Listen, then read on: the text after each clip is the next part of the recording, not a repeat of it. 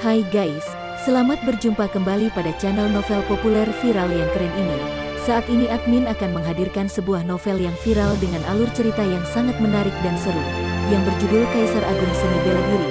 Sebelum mengikuti keseruan ceritanya, mohon bantuan kalian untuk subscribe, like, dan share video yang ada di channel ini. Selamat menikmati.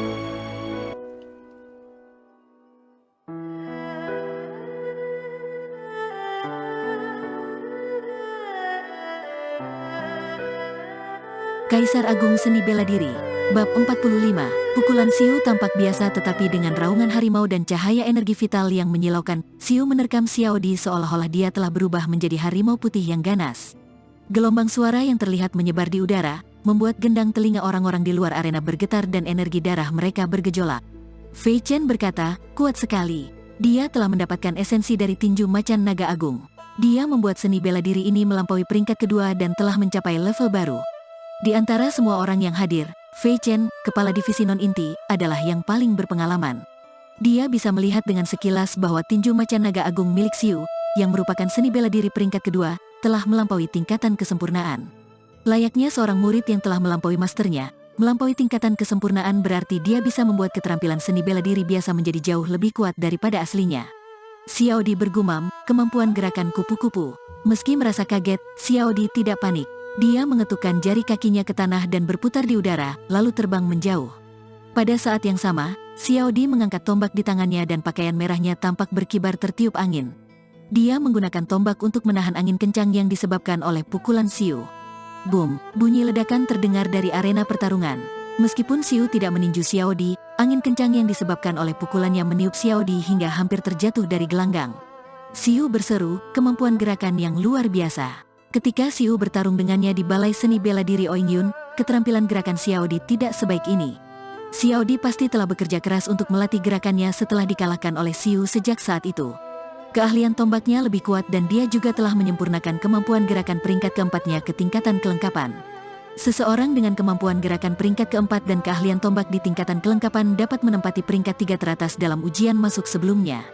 Jika Xiao Di menantang Ping atau Kan, kemungkinan besar dia akan menang. Namun, dia memilih untuk menantang Siu, yang hanya menunjukkan sebagian kecil dari kekuatannya sejak awal.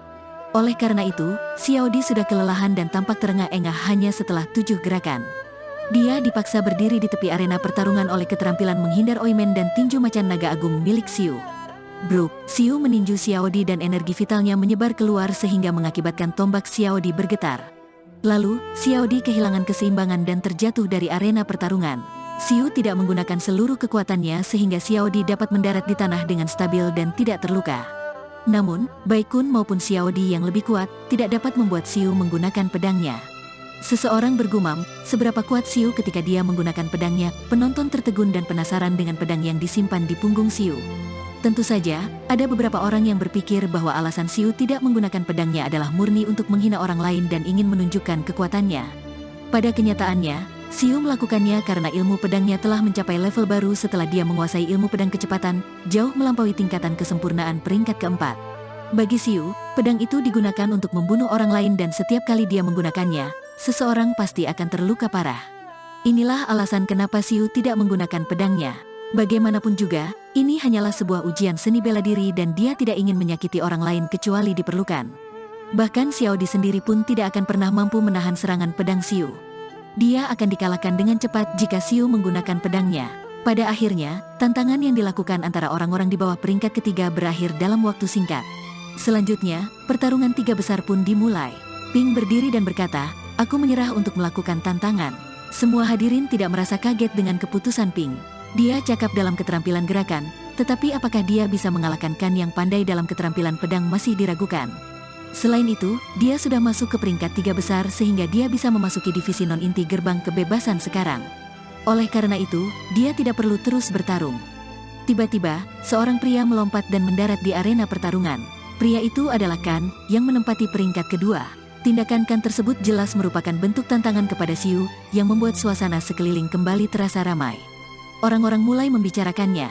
Kan telah meningkatkan keterampilan pedang peringkat keempat ke tingkatan kelengkapan. Dengar-dengar dia juga mempelajari teknik kultivasi internal peringkat keempat dari keluarga Wang, yaitu teknik pemurnian energi dingin. Dengan kekuatan yang dimiliki oleh Kan, kurasakan bisa membuat Xiu menggunakan pedangnya. Di bawah tatapan semua orang, Xiu melangkah ke arena pertarungan. Salah seorang dari mereka berada di level kedua tingkatan lautan energi pada usia 14 tahun, yang berlatih teknik kultivasi yang murni dan menguasai keterampilan pedang peringkat keempat di tingkatan kesempurnaan. Sementara yang lainnya berada di level ketiga tingkatan lautan energi pada usia 15 tahun, yang berlatih teknik kultivasi internal peringkat keempat dan memiliki keterampilan pedang peringkat keempat di tingkatan kelengkapan. Dalam hal seni bela diri, Xiu memiliki kemampuan yang lebih baik. Namun, Kan memiliki basis kultivasi yang sedikit lebih tinggi daripada Xiu. Tiada yang dapat memastikan siapa dari antara keduanya yang akan menang. Kan menatap Xiu di arena pertarungan. Dia memancarkan aura yang sangat dingin sehingga suhu area di sekelilingnya turun drastis. Tentu saja, kekuatan ini bukan berasal dari atribut es. Hal itu terjadi karena teknik kultivasi yang dipraktikkan Kan spesial dan memiliki efek khusus. Jika dia bisa mencapai tingkatan bawaan dengan menggunakan teknik kultivasi ini, dia akan memiliki energi vital es sebenarnya dengan atribut es. Luliang berkata, dilihat dari auranya, Kan hampir setara dengan seorang kultivator di level keempat tingkatan lautan energi. Dia menatap Xiu dan Kan dan sangat berharap Kan bisa mengalahkan Xiu. Dia pikir akan lebih baik jika Kan bisa melumpuhkan Xiu atau memukuli Xiu hingga mati. Xiu, aku sudah memberitahumu bahwa aku pasti akan memenangkan peringkat pertama. Tampak percaya diri, Kan mencibir, jika kamu pikir aku hanya memiliki keterampilan pedang peringkat keempat di tingkatan kelengkapan, kamu akan kecewa. Kan mengangkat pedang panjangnya dan berkata, beberapa bulan yang lalu, ketika aku bertarung dengan binatang iblis di sebuah gunung yang jauh, aku tidak sengaja menemukan sebuah peninggalan dan pedang cahaya pemecah gunung. Itu adalah senjata perang tingkat manusia tinggi. Selain itu, aku juga memperoleh keterampilan pedang pemecah gunung peringkat kelima dan keterampilan gerakan cahaya peringkat kelima. Aku telah mengembangkan dua jenis keterampilan ini ke alam sedang, yang lebih kuat daripada keterampilan pedang peringkat keempatmu di tingkatan kesempurnaan. Setelah mendengar ucapan Kan, para master balai seni bela diri dari ke-18 kota tampak bersemangat.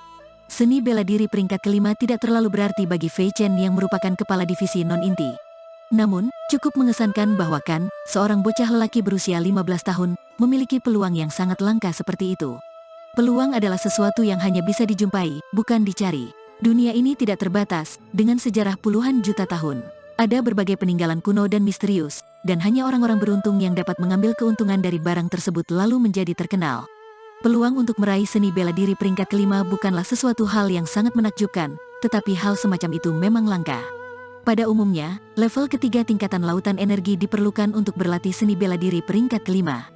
Kan memenuhi persyaratan ini, dia telah mencapai alam sedang seni bela diri peringkat kelima setelah berlatih selama beberapa bulan. Dia jelas sangat berbakat, peluang langka inilah yang membuat Kan begitu percaya diri. Dia bertekad untuk memenangkan peringkat pertama dalam ujian masuk ini. Kan berkata dengan dingin, pertarungan ini bisa menjadi berbahaya. Aku menyarankanmu agar menyerah, atau kamu akan menyesalinya. Kan merahasiakan hal mengenai pencapaian seni bela diri peringkat kelimanya, karena khawatir hal tersebut akan membawa bencana bagi keluarganya. Namun, kini dia akan segera menjadi murid divisi non-inti gerbang kebebasan, sehingga dia tidak perlu merahasiakannya lagi. Oleh karena itulah dia terlihat lebih arogan sekarang. Xiu sangat membenci tatapan merendahkan dari orang lain.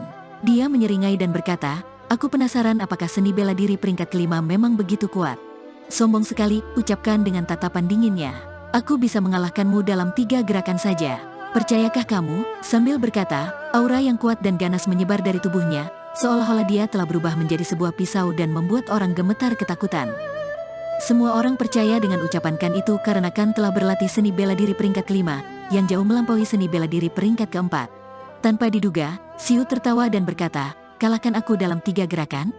Dia melirikkan dengan jijik dan menambahkan, aku tidak butuh 3 gerakan. Aku bisa mengalahkanmu hanya dengan 1 gerakan. Percayakah kamu? 1 gerakan. Penonton tercengang. Mereka menatap Xiu di atas panggung seolah-olah dia adalah monster. Mereka merasa kaget ketika mendengar bahwa Kan yang berada di level ketiga tingkatan lautan energi dan berlatih seni bela diri peringkat kelima, mengatakan bahwa dia bisa mengalahkan Xiu dalam 3 gerakan. Sementara itu, Xiu hanya menyeringai kepada Kan dan mengatakan bahwa dia bisa mengalahkan Kan hanya dengan 1 gerakan. Secara tak terduga, Xiu menunjukkan sisi kuatnya. Xiu selalu bersikap rendah hati sebelumnya. Namun pada saat ini, dia terlihat sangat mengintimidasi karena Meng Yao juga hadir di sana. Dia tidak tahan ketika ada orang yang bersikap arogan di depan wanita yang dicintainya. Kan terbakar amarah setelah mendengar ucapan Xiu, dia berseru, kamulah yang meminta penghinaan dariku. Perang, Kan tiba-tiba mencabut pedangnya, dan bilah pedangnya memancarkan kilatan dingin. Kemudian, dia menebas ke arah Xiu dengan sekuat tenaga. Seluruh arena pertarungan diselimuti oleh hawa dingin dan embun beku bahkan mulai terbentuk di atas tanah, sehingga membuat para penonton menggigil karena merasakan hawa dingin yang menusuk. Serangan Kan terlihat sangat kuat dengan adanya energi vital dari level ketiga tingkatan lautan energi, ditambah dengan pedang tingkat manusia tinggi dan keterampilan pedang tingkat kelimanya. Pedang itu tampak seperti gunung es. Bahkan seseorang di level ketiga tingkatan lautan energi akan merasa ngeri dan berusaha untuk menghindarinya. Semua orang penasaran bagaimana Xiu bisa memenangkan lawan yang begitu kuat hanya dengan satu gerakan. Bagi mereka, ucapan Xiu yang mengatakan bahwa Kan akan kalah dalam pertarungan dengan satu gerakan darinya hanyalah sebuah lelucon. Xiu masih terlihat sangat tenang ketika melihat pedang Kan yang sangat tajam dan dingin. Dia berkata dengan tenang, "Jadi, inikah yang bisa dilakukan oleh keterampilan pedang peringkat kelima?" Tidak begitu mengesankan, suaranya terdengar ajaib. Dia perlahan mengulurkan tangannya dan meraih gagang pedang panjang di punggungnya. Lalu, tiba-tiba berkata, "Rasakan ini." Dalam sekejap, semua orang melihat seberkas cahaya hitam yang berkedip. Kling, kling, Xiu menghunus pedang, lalu segera menyarungkannya kembali tanpa jeda. Memuncrat, Kan terjatuh ke tanah beberapa meter jauhnya, dengan darah yang menyembur dari dadanya. Dia berkata, "Tidak mungkin, bagaimana mungkin aku bisa kalah?" Kan tidak percaya bahwa dia dikalahkan hanya dengan satu gerakan meskipun dia memiliki keterampilan pedang peringkat kelima yang sangat dia banggakan. Dia terlihat lesu dan tatapan matanya tampak kosong. Tiba-tiba, mata Kan memerah. Dia bergegas ke arah Xiu seperti orang gila dan berseru, "Aku adalah nomor satu. Tidak ada yang bisa merebutnya dariku. Aku akan membunuhmu, Brook." Begitu Kan menghampiri Xiu, Xiu menendang dadanya. Darah menyembur keluar dari mulut Kan dan beberapa tulang rusuknya patah. Dia ditendang hingga melayang oleh Xiu seperti layang-layang tanpa kawat. Akan tetapi, Kan berada di ambang kehancuran seolah-olah telah dirasuki oleh kegilaan. Dia tidak merasakan sakit sama sekali dan menyerbu ke arah Xiu lagi dengan mata merah menyala. Xiu mengerutkan alis dan ingin meninjukan dengan tangannya, serta berusaha untuk menjatuhkannya. Lu Liang, sang kepala penguji, tiba-tiba berseru dengan marah, "Hentikan!" Kemudian, dia bergegas ke arah mereka. Dia berdiri di antara Xiu dan Kan dan melakukan serangan telapak tangan dengan kedua tangannya secara bersamaan. Brook, Kan langsung terlempar dari arena pertarungan dan pingsan. Pada saat yang sama, angin yang disebabkan oleh serangan telapak tangan Lu Liang menerpa ke arah Xiu. Namun, berbeda dari serangan telapak tangan yang diluncurkan kepada Kan, dari serangan telapak tangan yang ditujukan ke arahnya, Xiu dapat merasakan bahwa Lu Liang memiliki niat kuat untuk membunuhnya.